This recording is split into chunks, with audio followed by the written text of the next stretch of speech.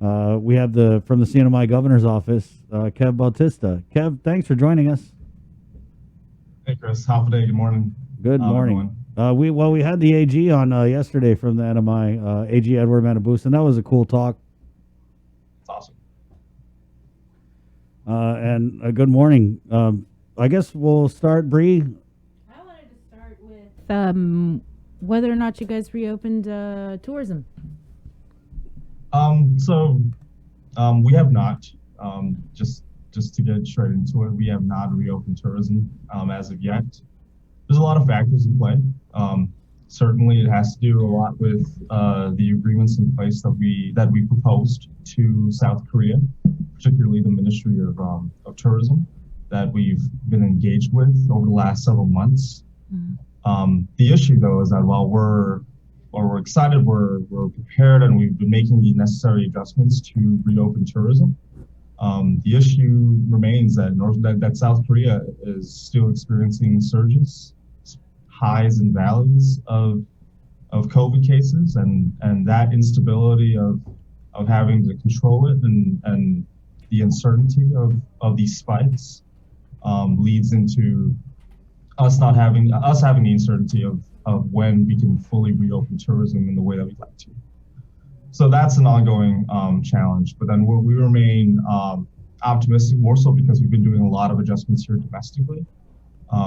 A lot of news coming out of the CNMI has been focused on the Governor's Council of Economic Advisors, which have been really focused on making sure that we have the vision and plans put in place for not just the reopening of tourism, but also for the next 5 to 10 years of what we can do to make the CNMI more of a world-class destination for travelers to come here to the Western Pacific. So, what are those plans? One of those plans includes just the revamping of a lot of our tourism sites on all three islands of Saipan, Tinian, and Rota, ensuring that we have a proper permitting process in place that allows for the creation of new businesses. So a lot of the discussions right now within the Office of the Governor is working with the private sector on streamlining businesses through our permitting process. Our permitting process, as we all know, is still a pretty antiquated system. One of the successes we've had during the COVID operation was the digitization of the registration and our travel forms. So utilizing that best practice, along with this ongoing discussion we've had since this administration took office, is to really implement e-government services to the business permitting process, whether it be through zoning, through our major, minor permitting process, and the discussions in between on the business licenses and whatnot, and making sure that that's a much more accessible process for businesses who want to come into the CNMI to invest and to create job opportunities for our local people. You know, as Chris was mentioning, we're seeing this one Marianas collaboration between the CNMI Attorney General's office and the Guam Attorney General office. Right. Should we anticipate seeing any sort of collaboration between, I guess, the CNMI government's office and the government of Guam, or are there these partnerships in place? The partnerships have been in place just historically. Most recently, just speaking on personal experience that I can talk about personally. The Office of the Governor worked directly with the legislature, particularly Vice Speaker Tina Munoz Barnes, on working with OIA to on a collaboration to get WICHE, which is the Western Interstate Consortium of Higher Education, where we're trying to get OIA to work with us on trying to get our fees covered by OIA, so that the territories and our students from the territories, like CNMI, Guam, FSM, Palau, are able to access in-state tuition within the western region of the United States mainland, where a lot of our students are going to. So some of these small things that we're working on right now both through the Guam legislature, with the Guam legislature, and with the government of Guam on various things to ensure that we can maximize opportunities for a lot of the local people that are dealing with higher education in the mainland. But more than just that, Bree, the conversations continue a lot on food security and interstate commerce between the two jurisdictions. That's never stopped. But again, like, you know, just the message of the year, pretty much last year, which is just on the COVID operation. It's that we've had that cross collaboration with the government of Guam on both how we manage our quarantine and as well as how we've managed our community testing at the very beginning of of the pandemic response. That's been an important thing.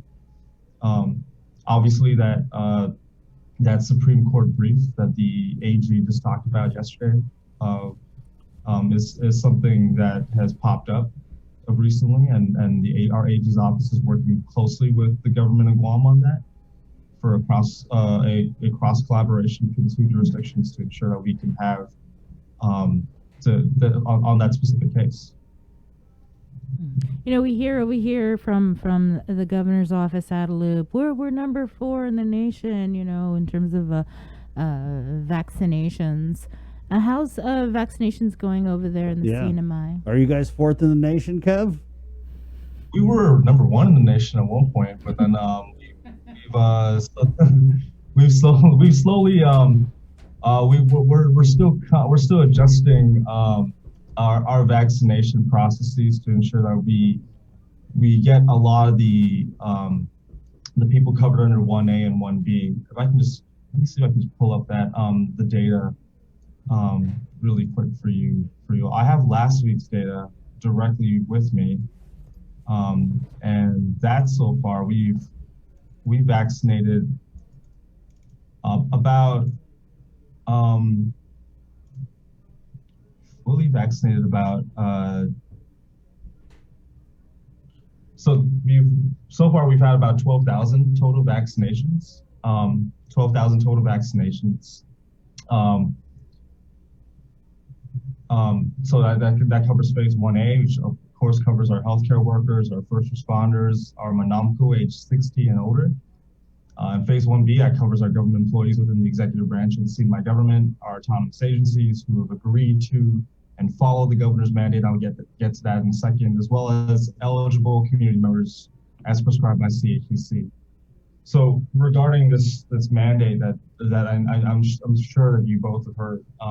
So Governor Torres recently issued a directive mandating all CNMI government employees to take the vaccination.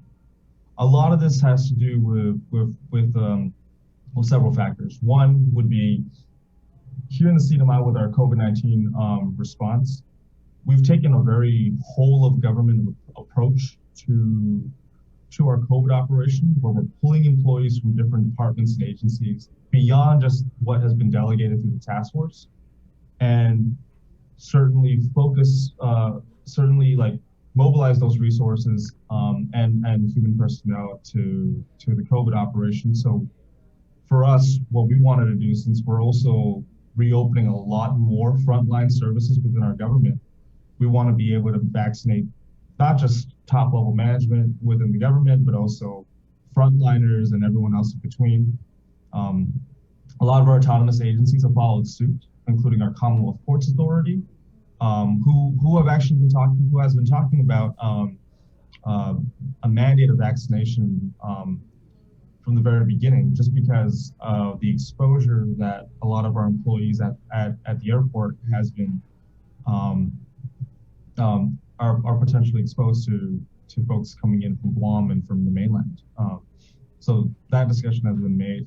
A lot of our other autonomous agencies, such as CUC, our Commonwealth Utilities Corporation, and a lot of other agencies are now following suit. So we're really ramping up that number in the government of getting people vaccinated, and we're expanding our public messaging and our outreach to ensure that more people within the community are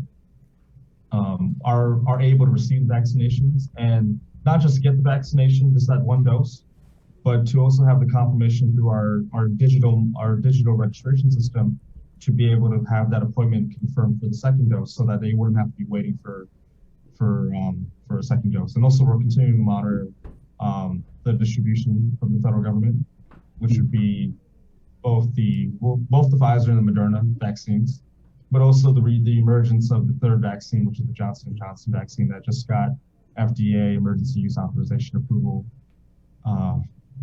last week, and we're monitoring. Kev, when you talk about messaging, like, how do you guys get your messaging out to the public about vaccinations and just other relevant issues from the governor's office? That's a great question, Chris.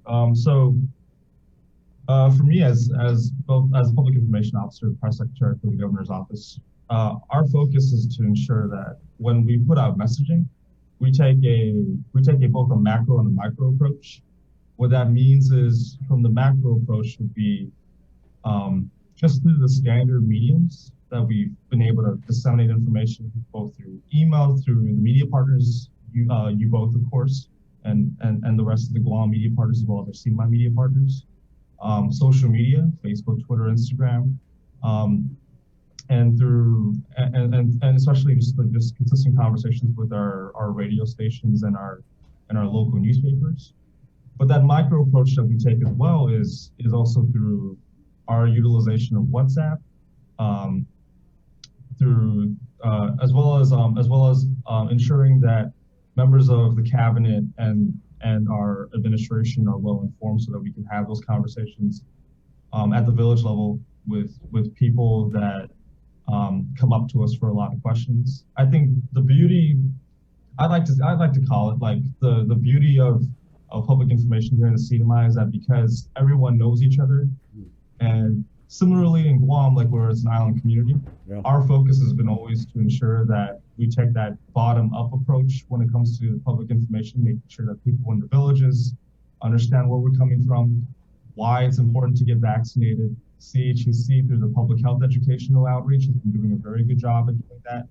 And we're expanding that operation to ensure that we're really making sure that we can overcome a lot of that anti-vaccination rhetoric that's just natural in every jurisdiction. We've had people express those concerns of not wanting to get vaccinated just because they talk about the lack of data involved. Yeah. But then we counter that. We counter that by what we talked about, which was the fact that our conversations with the federal government, with the White House, with the National Governors Association, as well as with HHS and CDC, who constantly hammer in the importance of getting vaccinated, as well as the fact that these vaccines have gone through a process and have been properly authorized and approved. So do you guys have like a digital engagement manager to do all your social media over there at the CNMI governor's office? Well, to be honest with you, Chris, our local budget here in the CNMI has taken a huge shot just because of the lack of economic activity.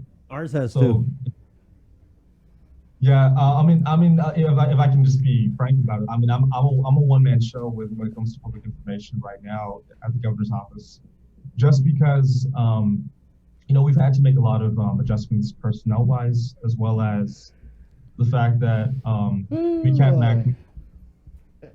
Sorry, just because we hired a digital engagement manager, and I'm just cracking up at just the contrast with you guys using WhatsApp and more means that reach more people who might not be on the social media. I just like that, what you said, bottom up approach of getting information out to people. And a one-man show, wow, that's crazy. I think it's more so because we have a job to do as public administrators here in the CNMI government, and our focus really is bent on making sure that if we're going to try and get information out to the public, we want to do that in the quickest, the most responsive, but also the most accurate way possible. I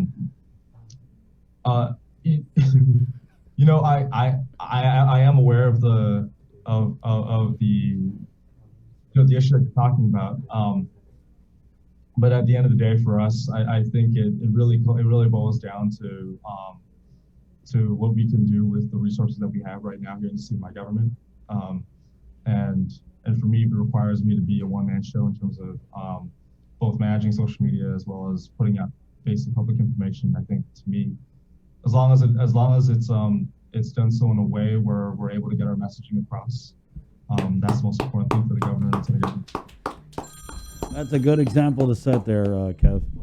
I wanted to ask something that popped up on my radar because I do kind of follow a lot of the regional stuff. Was this conversation? And I think there was even a bill introduced in the NMI, Article 12. Now, this is, if I'm not mistaken, this is the part of the Constitution that allows only those of Chamorro descent to buy land in the CNMI, which is funny because I didn't even know about that till the first time I went to NMI and one of the locals explained it, right? But so now I understand there's a bill that's been introduced that's trying to open up who can buy land in the NMI. And I think that a lot of that conversation is based on like the economics. Like you said, you guys are, not sitting as pretty as we are over here, apparently. But does the governor's office have a stance on that Article 12? Oh, yeah. So it's a Northern Marianas descent, right? Not necessarily Chamorro. Yes, exactly. Thank you. Thank you for that clarification, Chris. And that's an important distinction to make in terms of what that means in terms of Northern Marianas descent.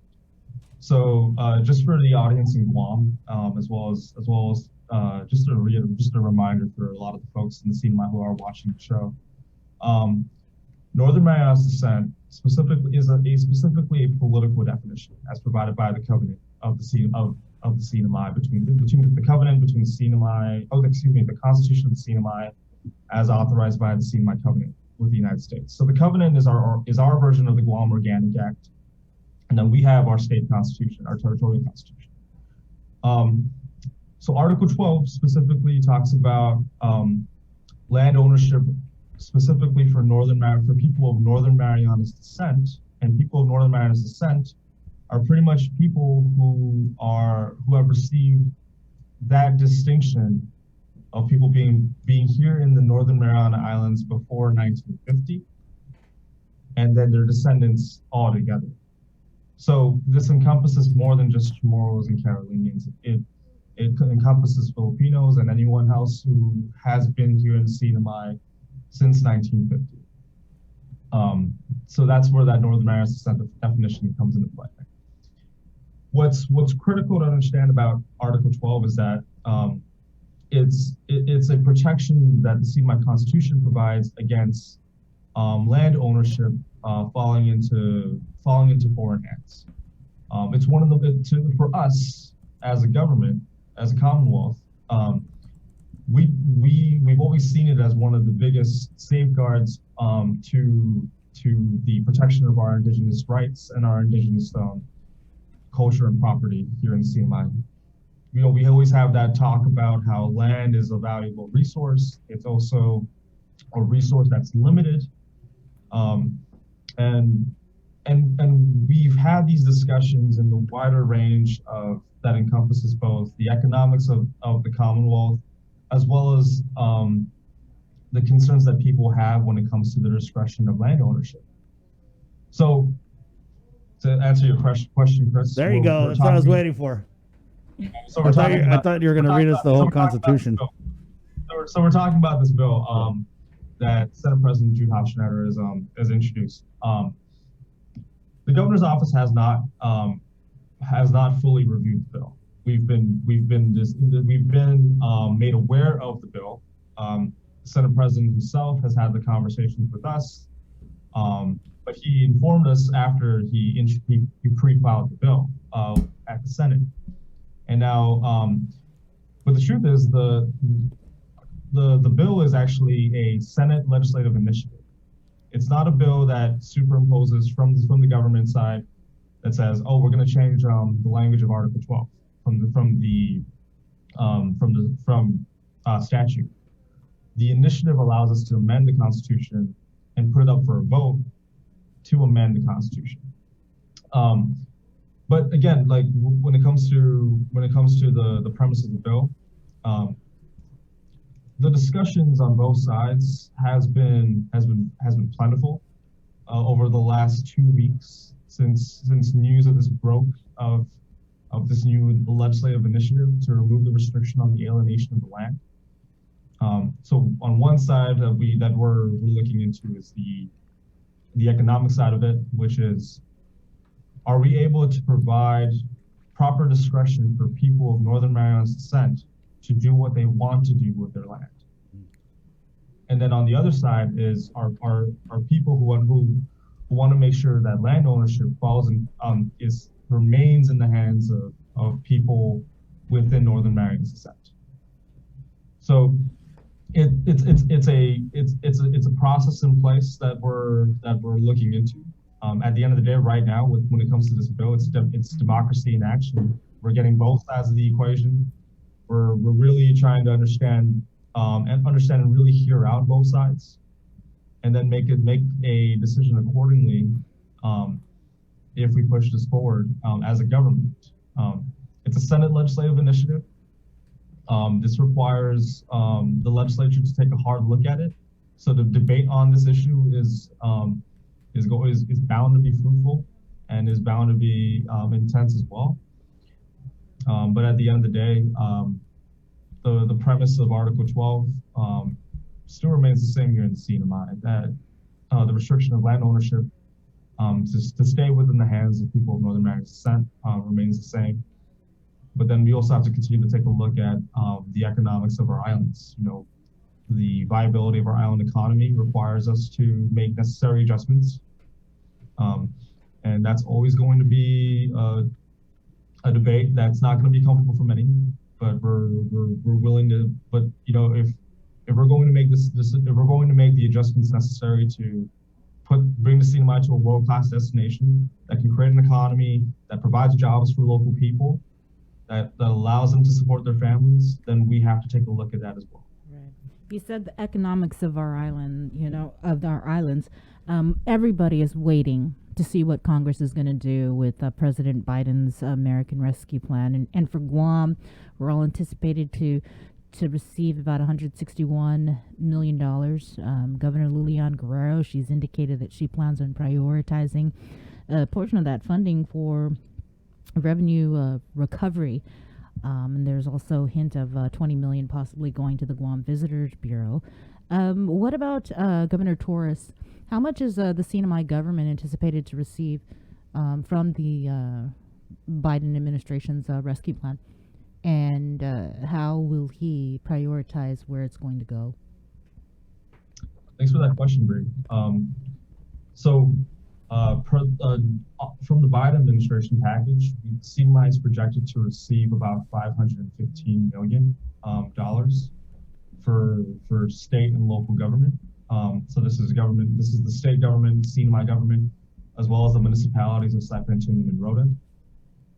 The priority for the $515 million, we've had these discussions with our Department of Finance, the governor, lieutenant governor, with our relevant agencies to ensure that we address a lot of our priorities as a government. The first priority, of course, would be to alleviate the revenue shortfall that we've had over the last 2 years. Our budget is currently at an unprecedented level of not being able to fully meet our current level of public services here in CNMI. So the $515 million would be used to fully fund a lot of our government services, as well as continuing the work of the COVID operation, because a lot of the money is going to go into ongoing testing and vaccination efforts, and also through the revitalization of our tourism economy. Our economy is only on one industry, which is tourism. So a lot of that money is going to also go into helping our Marinas Visitors Authority with its marketing strategy to our source markets, as well as ensuring that we have the necessary that we continue to make the necessary adjustments on our tourism sites and our hospitality industry to ready up for the reopening of tourism. whenever that day comes. So with regards to the agreements with South Korea, is that kind of like off the table now, or what's the backup plan? Yeah, I wouldn't say that it's off the table yet.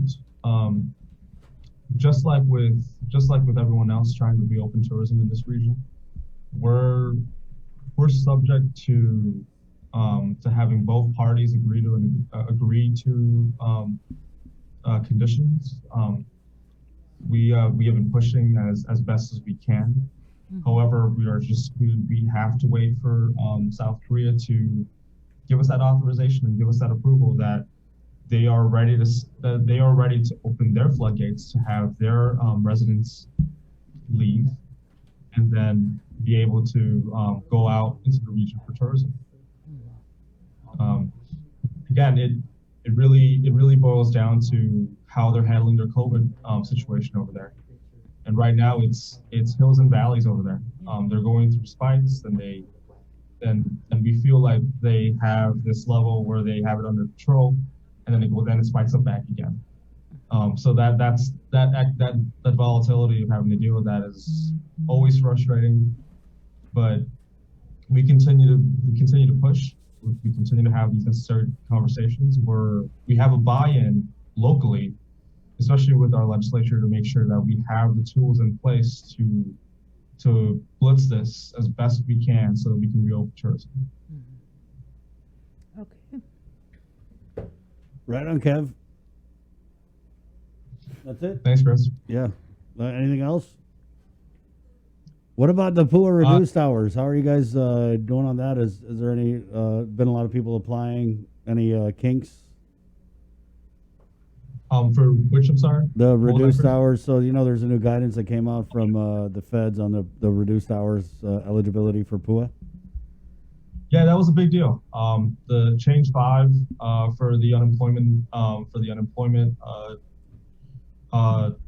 regulations under U.S. Department of Labor is a big deal for the CNMI in Guam. I know that that's a discussion we've had with U.S. Department of Labor. Secretary Vicky Beneventi and the Governor Torres are elated to get that news. We wrote a letter to the U.S. Department of Labor to express our concerns about the initial guidance after PUA 2 was implemented, and now that we are able to address that and have our furloughed employees, especially folks that we've put up for reduction in force, unfortunately, they'll be able to receive that pandemic unemployment assistance, as well as a lot of our private sector employees back for the rental assistance program that we've initiated over the last couple of weeks. And with the infusion of federal funding throughout the course of the year, we've been able to bring back employees within the departments just through reprogramming authority authorized under these programs, and having our departments and agencies really maximize their government resources to ensure that we can bring back as many as we can. But with the economy being the way it is right now, we've had to make another adjustment based off of our civil service personnel regulations, which is a reduction in force. Just because we don't have the money and capital on hand to be able to bring back employees off of the furlough list, so we've had to implement a reduction in force. But optimistically, with the infusion of federal funding that we're waiting for and we're continuing to lobby and monitor, we are hopeful that we have a process put in place where we're able to bring back a lot of them once the federal funding is enacted into law. Which, again, while the House has passed the latest stimulus package, we're cognizant that the Senate's going to chop it up a little bit and have those discussions and then monitor it from there to see what we can do if the original $515 million stays in place. Before we let you go, I just wanted to get an update on the vaccines again, because we currently we are experiencing a shortage of vaccines, and we've cut the vaccination clinics for this week. We've had to postpone them. What about over there in the CNMI? Are you guys experiencing any shortages with the vaccine and had to hold off on clinics? We had a shortage at the beginning of our vaccination rollout. So we've had to stop operations for about a week. The good thing about stopping for about a week early on in our vaccination rollout was to ensure that our registration system was revamped to take on that added load of people under phases 1A and 1B. So that was actually a good thing for us to take a little bit of a pause in the vaccination shortage to ensure that we have our digital registration systems properly strengthened so that we can take on these individuals.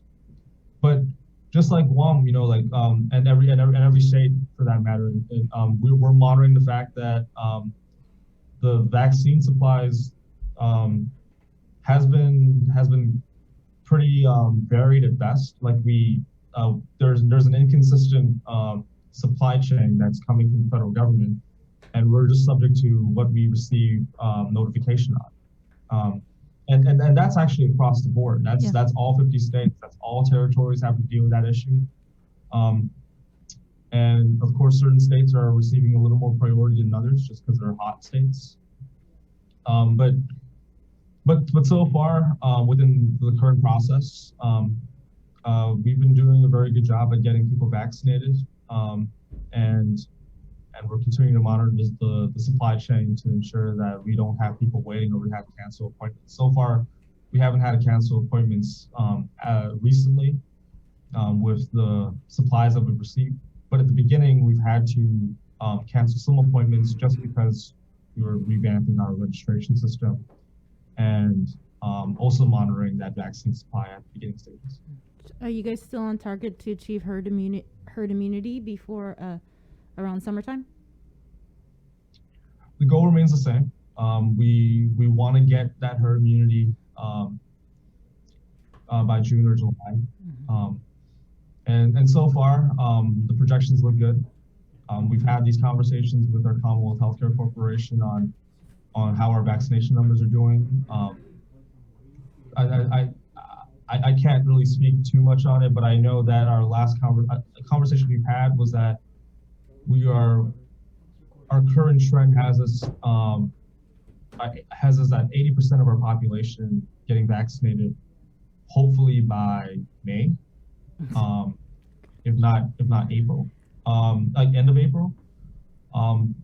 Again, it goes back. It boils down to us being able to get people there to the vaccination sites and really ramping up the public information on that.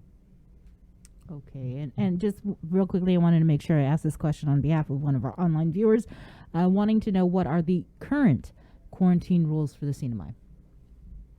Okay, so the current quarantine rules for the CNMI has remained the same since last year. So it is $400 for non-residents coming into the CNMI, and it's a quarantine process for 5 days at our designated quarantine facilities, which are Canoa Resort and Marianas Resort, which is the Marpy facility that the government has taken over.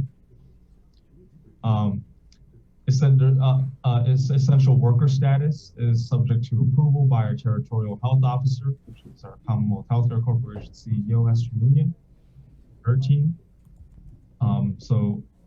Essential workers do have a quarantine process, but it's slightly modified to ensure that they can conduct their essential work while here in the CNMI. And when you get to the airport, you're tested, right? Or when you get here to the CNMI upon arrival, you will get tested on arrival, and then you go through your quarantine process, and you get tested on the 5th day. And on that 5th day, if you test negative, you'll be able to leave the quarantine facility. And if it's residents coming in from Guam who have family here in the CNMI, they'll be able to go in and be with the family after that 5th day. Do travelers pay for their quarantine? Do travelers pay for their quarantine? Right.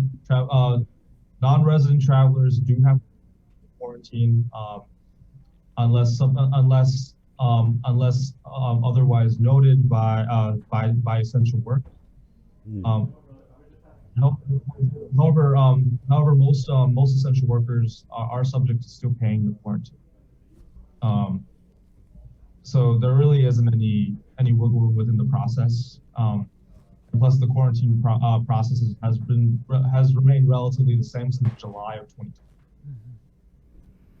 Are you guys, what we're doing over here is we're sending out samples of some of the COVID positives to help determine whether or not the variant has made its way here. Are you guys doing the same thing? I do not. I don't know specifically if we're doing that. I can. I'll circle back and I'll get back to you on that. All right. Well, thank you, Kevin, for coming on. Appreciate it, Kev. Thank you, Chris. Appreciate you. Let us know when you circle back on those things. And we know you're a one-man show, so you got a lot on your plate. For sure. Thank you so much, folks. Take care. Appreciate it. Right on. We'll talk to you soon. Kevin Bautista, the CNMI Governor's Office spokesperson.